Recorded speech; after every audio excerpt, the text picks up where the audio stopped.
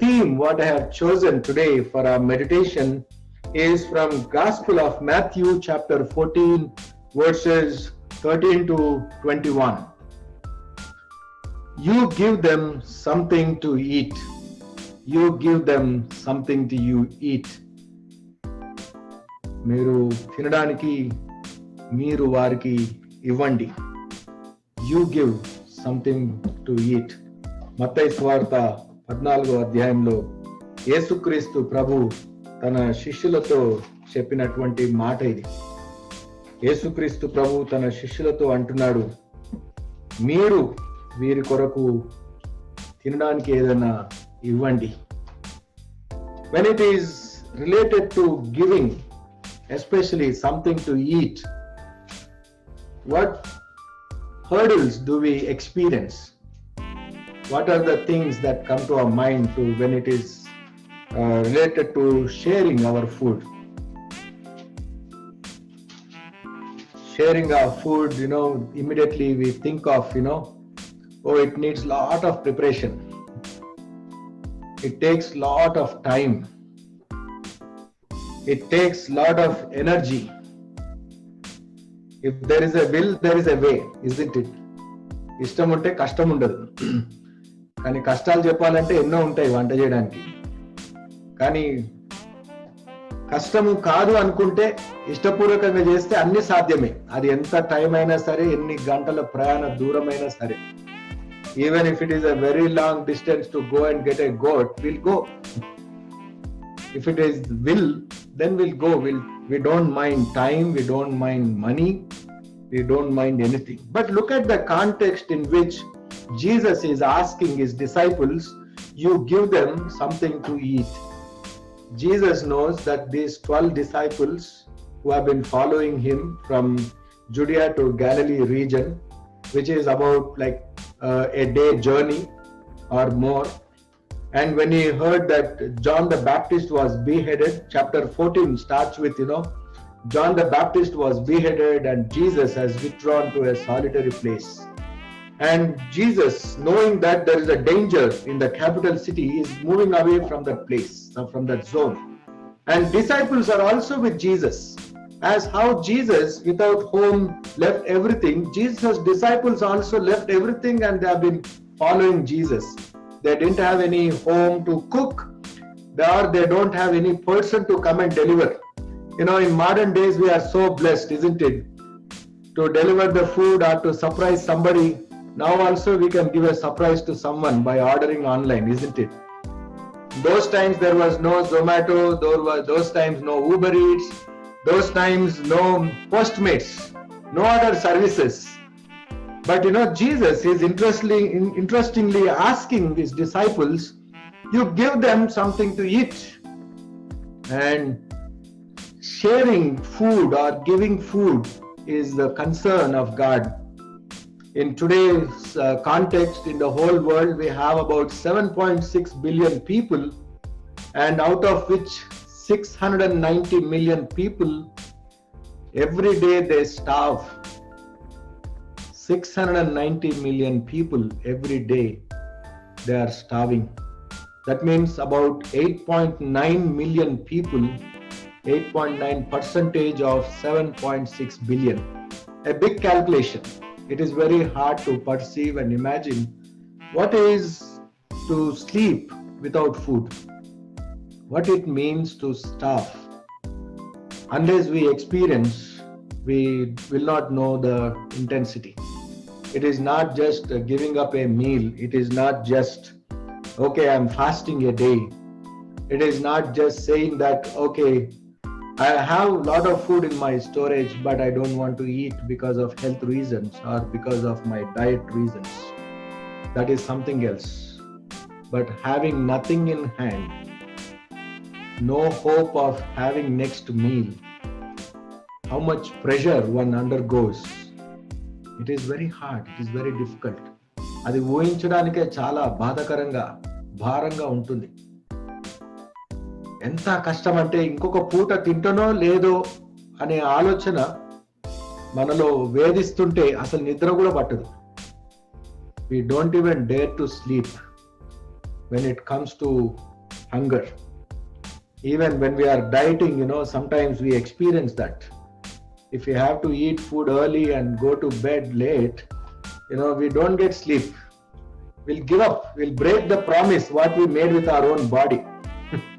Leave about somebody else, something else. We break that covenant what we are making our body with our body. And look at this situation where Jesus is having that compassion. Jesus is a God full of compassion. He learned to give. We serve a God who has taught us to give, because He Himself comes down.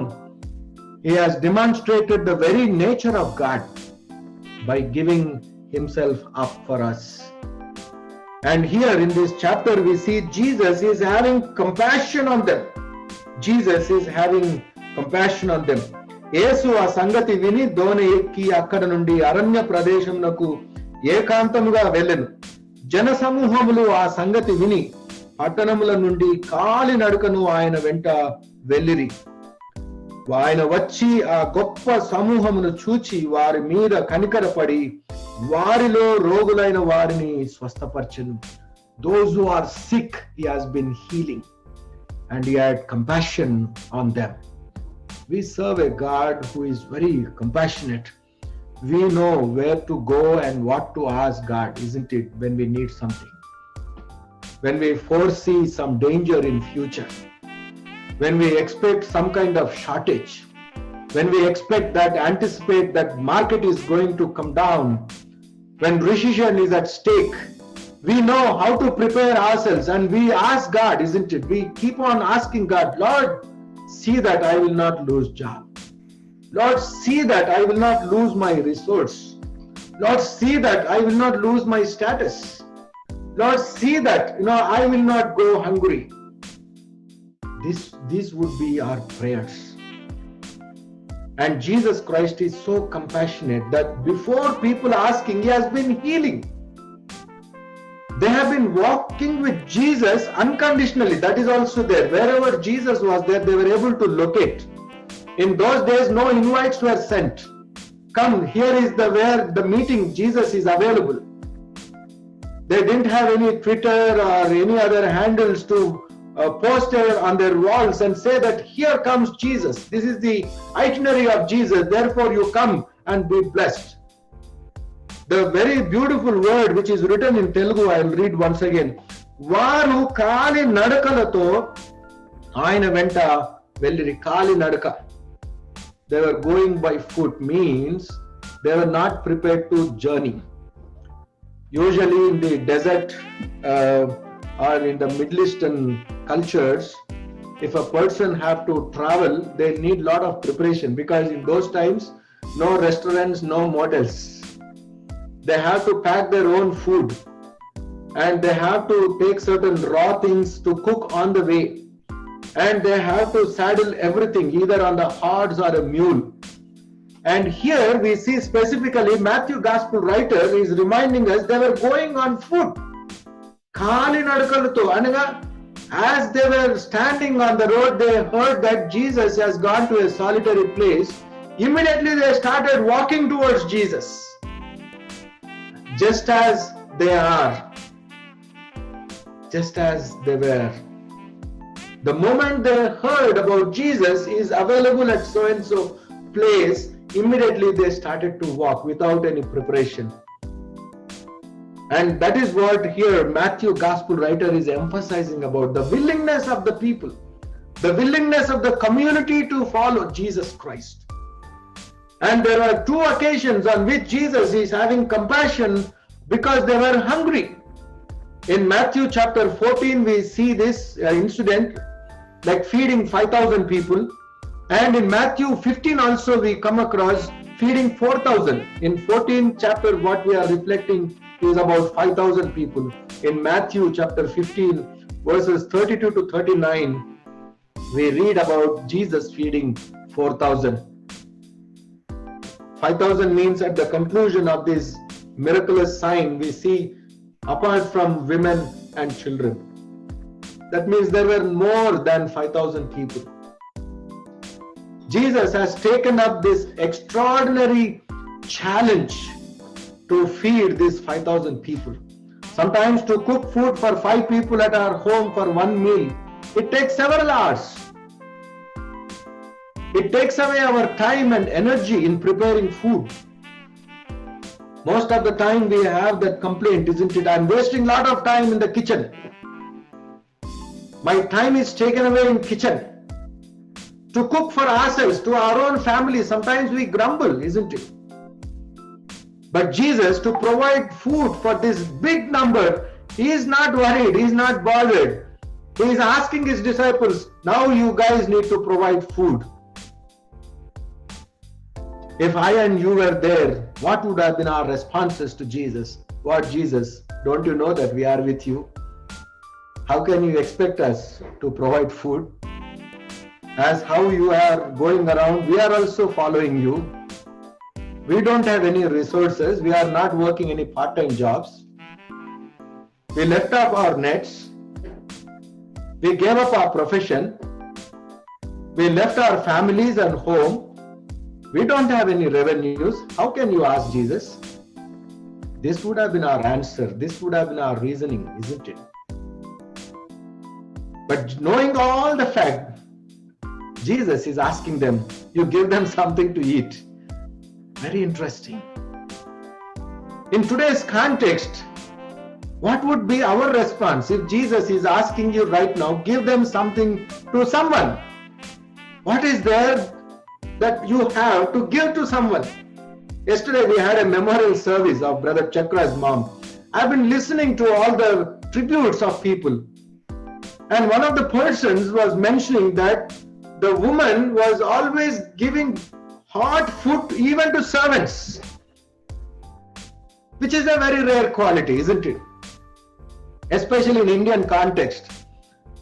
In American context, we got used to of eating 1 week's old food, isn't it? Storing up in refrigerators, freezers, and again reheating and eating. Whereas in India, it is an offensive thing to offer old or stocked food to some guests. Culturally, it is not a good thing. It is not acceptable. To give 1 day's old food is an offense. It's like offending the guest. That means you don't have respect for him. Where in that context, the servants or the labor class doesn't have any respect. But still that woman was always making it a point to offer hot food to such people. That is only possible when we are in God. You will try to give the best. It is not something that left over that you offer to someone. It is not something out of your abundance that you share with someone. To be part of God's kingdom, we need to learn from the life of Jesus Christ. Jesus Christ had compassion. Jesus Christ healed their sick. And Jesus' mission mandate was recorded in Luke's Gospel, chapter 14, verse 18. లూకాసు వార్త 4వ అధ్యాయం 18వ వచనంలో యేసుక్రీస్తు ప్రభువుకు అప్పగింపబడ్డటువంటి ఉద్దేశ మర్మాన్ని అక్కడ జ్ఞాపకం చేస్తూ ఉన్నాడు.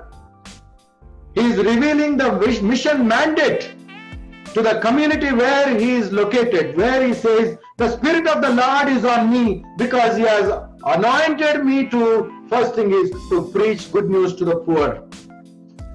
Second thing is to proclaim freedom for prisoners. Thirdly, he says recovery of sight for the blind. Fourthly, to release the oppressed.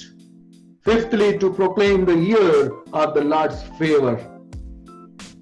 A fivefold mission mandate is set before Jesus Christ. Giving up the heavenly realm, giving up the status of throne, giving up the privileges in heaven and coming down onto the earth itself is a big sacrifice. If you and I are being asked to go to Sahara deserts and live, we say that's going to be a big sacrifice. Just relocating itself for us is a big sacrifice that we make. But look at Jesus. Coming down to earth itself is a big sacrifice. And again, he is having a mission. Accepting Jesus is a big challenging thing. And again, to live with Jesus and to follow Jesus is another next level in our spiritual realms. Jesus was fulfilling this fivefold mission in that very short span of 3 to 3.5 years. In these 3 to 3.5 years, he was able to shake the whole world upside down. He was able to choose these unqualified 12 disciples who were very lazy, very weak, unreliable, uncivilized, or unschooled. He has trained those people and he has demonstrated to the world that his gospel, his life can really make a change. His life, his teaching can really transform the community. Jesus is having the compassion and passion towards each one of us so that no soul would perish. ఒక్క ఆత్మ కూడా నశించిపోవాలని దేవుని యొక్క ఉద్దేశం కాదు. He wants every soul to be saved. With that compassion, Jesus has come down into the world. That is a big sacrifice. To be part of God's kingdom involves sacrifice. Whether we are faithful or not, but still God continues to show his compassion towards us. Look at the time where Nehemiah was inviting his community members to pour down their life in the presence of God. We see in this Nehemiah chapter 9, it begins with a confession of the community. The communities who have been like slaves in Babylonian captivity. బబులోను చెరలో వారు చెరపట్టబడి బాధించబడి వేదనతో దుఃఖంతో జీవిస్తూ దేవుని ఆరాధించలేనటువంటి పరిస్థితి. They were unable to worship God. They never had opportunity to pray in the name of God. Nebuchadnezzar was such a harsh man. We know from the stories of Daniel. Because he prayed to God, he was thrown into lions' den. Such was the intensity towards God's people, or the people who are praying to God. And people have been living and they got used to one kind of life pattern. And when such people have come back to their own promised land, Nehemiah is rebuilding the spiritual community here. To revive the community, the first initiation, what Ezra and Nehemiah had done is they revived the word of God. They read to the community what does the Lord require from the community. And second thing is rebuilding the walls of the ruined city. They started to rebuild the temple. That is where the spiritual revival has begun. Usually when they come back to their homeland, there were so many other things to do. But first and foremost thing is spiritual revival was the need of the hour. After coming back from slavery, when they have come back to their own land, they were not rebuilding their houses.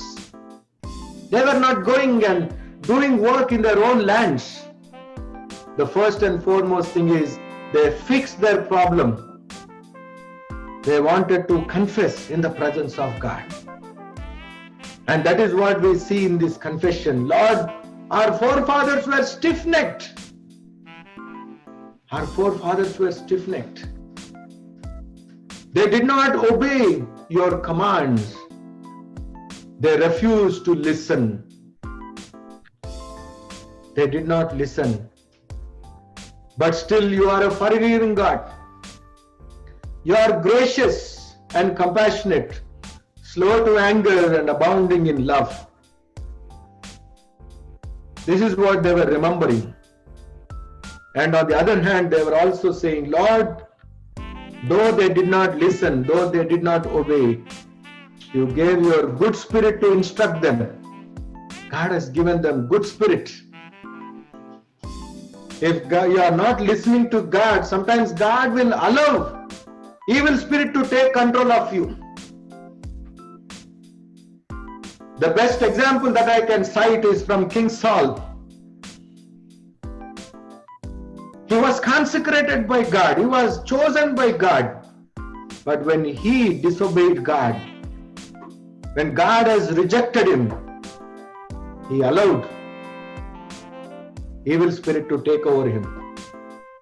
My dear brothers and sisters, if you are not obedient to God, if you are not listening to God, he will withdraw his Holy Spirit. He will simply allow the evil one to capture you. We need to be very careful. We need to be very cautious. What kind of spirit is within us? If you are obedient to God, if you are listening to God, God's spirit dwells in you. Otherwise, it will go away. To the community of Israel, those stiff-necked they were, because God wants to fulfill his plan. God wants to fulfill his purpose through his chosen generation. That is the reason he has given them good spirit to instruct. He did not withhold manna, and he gave them water in wilderness. This is what the community of Israel, when they have come back to their homeland during Nehemiah and Ezra time, they were confessing to God, Lord, you have been so compassionate, you have been so gracious, you are slow to anger, and you are abounding in love. Today we seek your presence. Lord, today we come to you. Today we rededicate ourselves to you as your children, as your chosen one. We want to consecrate ourselves at your holy temple. Today, as body of Christ, there is a need for spiritual revival among our community. There is a need for us to gather in his name, to confess and seek forgiveness in the presence of God. Our forefathers, we do not know how they were, but God has been so compassionate. God has been slow to anger. He provided food and took care of them. He took care of our forefathers and parents, and he has been taking care of us. Sometimes we are stiff-necked. Sometimes we did not obey God's commands. Sometimes we did not listen to God. We refused to listen to God. In spite of all that, he is giving us that good spirit. He is not withholding our food. He is not withholding water from us.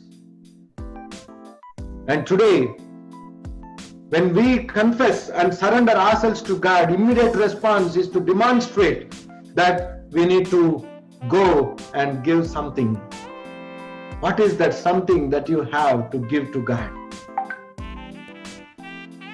When Jesus asked, you need to provide, the response from the disciples is, Lord, we have 5 loaves of bread and 2 fish.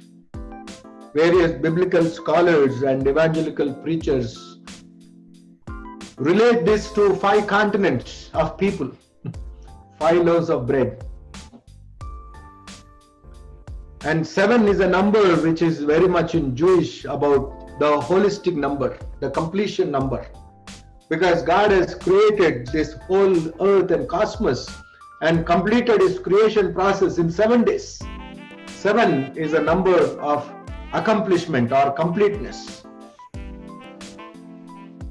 And here, when disciples have brought that to the notice of Jesus, that we have only very little resource, but these 5 loaves of bread cannot take care of these 5,000 men.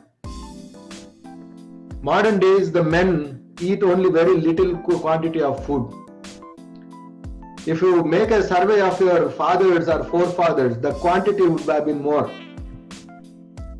If you go to your grandmother's village, if you know somebody in your village, you can make a survey. The quantity, how much men eat. It is a big quantity. In Telugu they say, "Besan annam kavalantaru." They eat in large quantity. They used to eat in large quantities. Look at these 5,000 men that will not take care of at least one person's hunger. That means this is not sufficient. analysis wise, reasoning wise, when that resource is put forth to share among 5,000 men, that is not sufficient.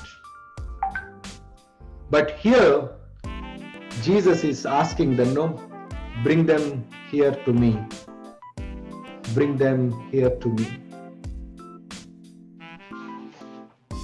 You give something to eat, and now Jesus is asking, bring them here to me. What is there for us to bring into presence of Jesus? What can we bring? We can bring our problems all the time. We can bring our shortcomings into the presence of God. We can bring our troubles into the presence of God. We can bring everything into the presence of God. No matter whatever it is, whether it is less or more. Jesus did not say, hey, this is not sufficient. Why are you reasoning like that? Take it away from me. He didn't say that. Bring them here to me. Lord, only very little we have. The very little what we bring forth into the presence of Jesus, He is going to bless. The very little what we share for the kingdom of God, Jesus is going to multiply it. The very little what we give out of sacrifice is going to be a blessing to someone else. To do those things in the mandate what Jesus has proclaimed, it involved His life. It involved Him to sacrifice His life on the cross. To be part of God's kingdom, to continue to be with Jesus means to give up, to sacrifice. Jesus gives us that invitation very beautifully and powerfully. If you want to be my disciple,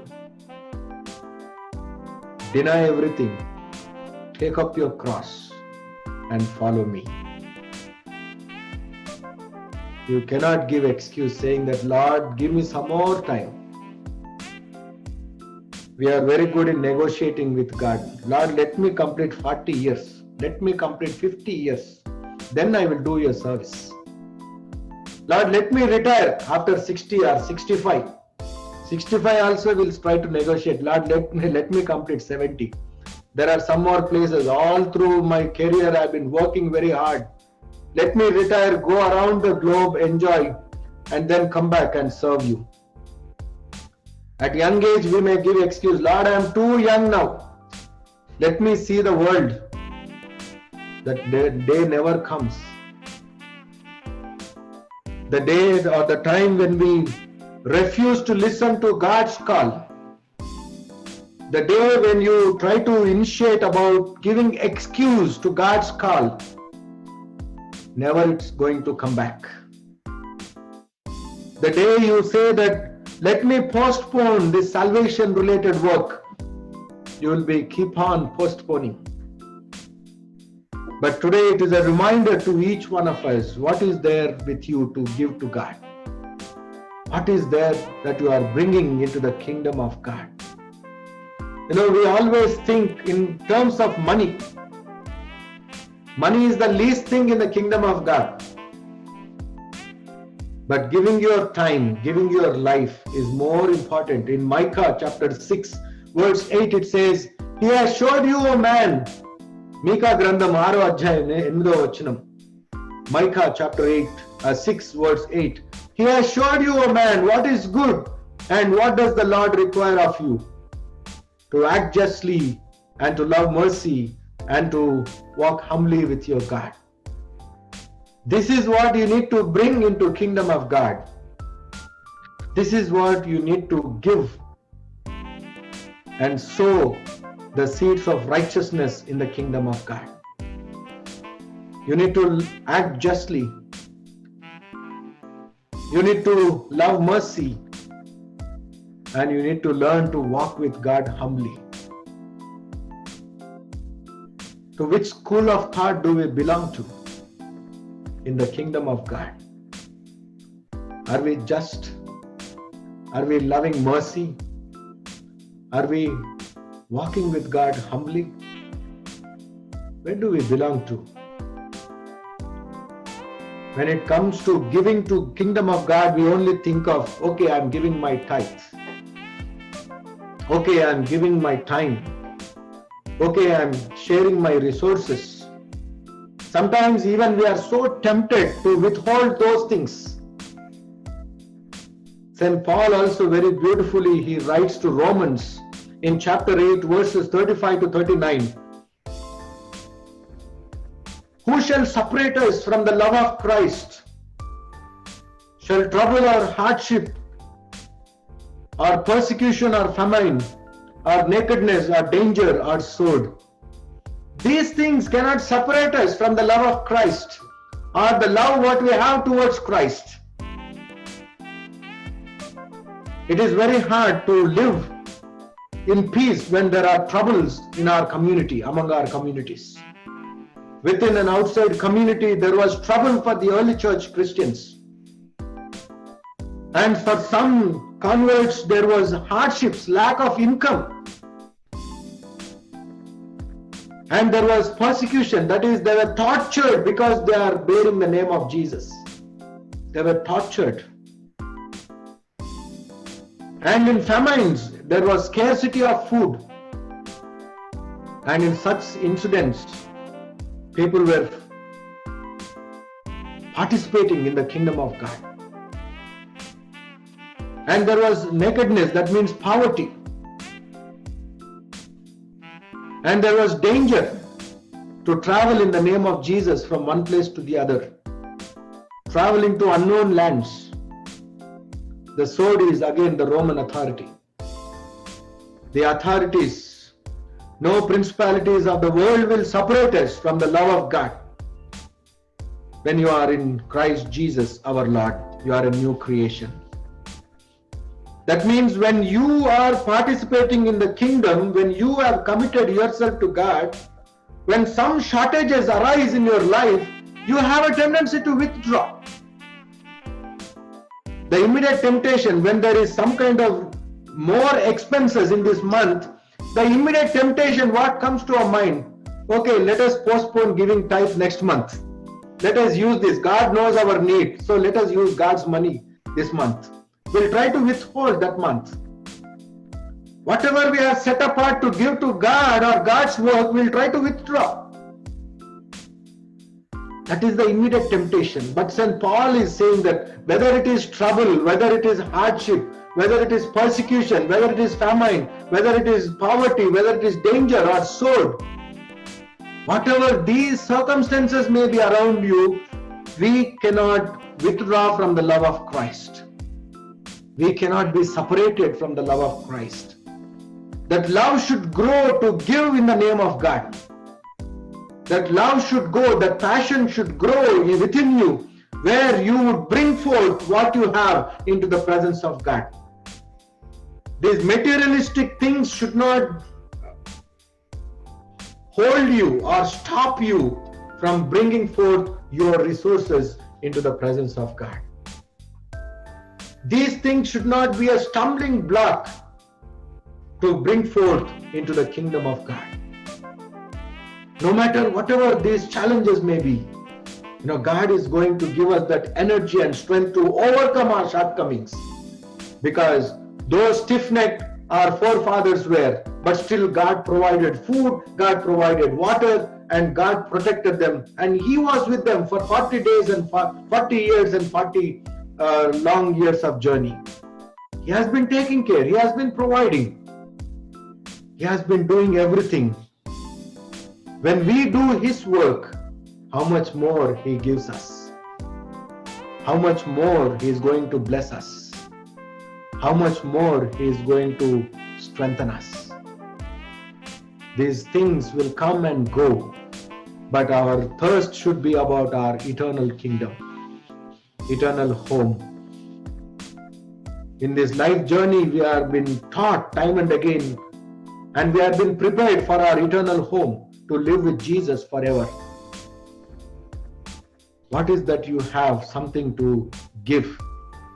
What is that you have something to bring into the presence of God? The community of Israel are time and again taught in Psalm 78 verses 1 to 13. There King David is reminding, whatever our forefathers has taught us, we are teaching to our children. And as parents, we learned whatever that our parents have taught us. And now we are transmitting those values to our coming generations. We are giving the knowledge transition to our coming generations. What kind of knowledge are we giving in our homes to our children? What kind of wisdom are we transmitting to our children in our homes? Are we teaching them to give what we have to God? Are we teaching them to bring forth into the presence of God what they have? Sometimes, when we have limited resources, we think of, let me receive $1 million, then I'll give about $10,000 to God. Let me get a lottery, then I'll give 10% to God. Is it a good thing?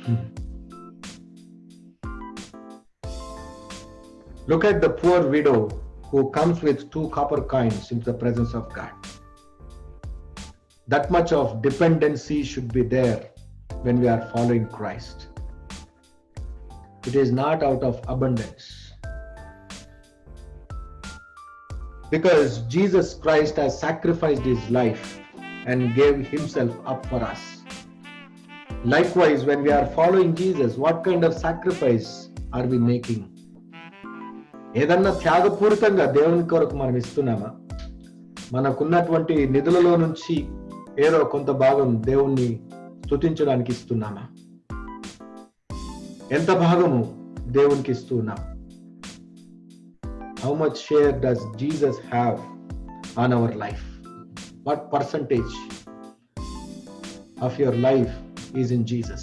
How much are you investing in the kingdom of God? What is your investment? The investment in the world, what you make, sometimes the numbers may go high and sometimes the numbers may come down. Look at the share market today. People are getting heart attacks because the numbers are going down, isn't it? Oh, I have invested so much. Oh, my company share is going down. In my retirement, whatever they give, 401k, everything is going down. We are so worried. We are so much so things are bothering us. So many things are bothering us.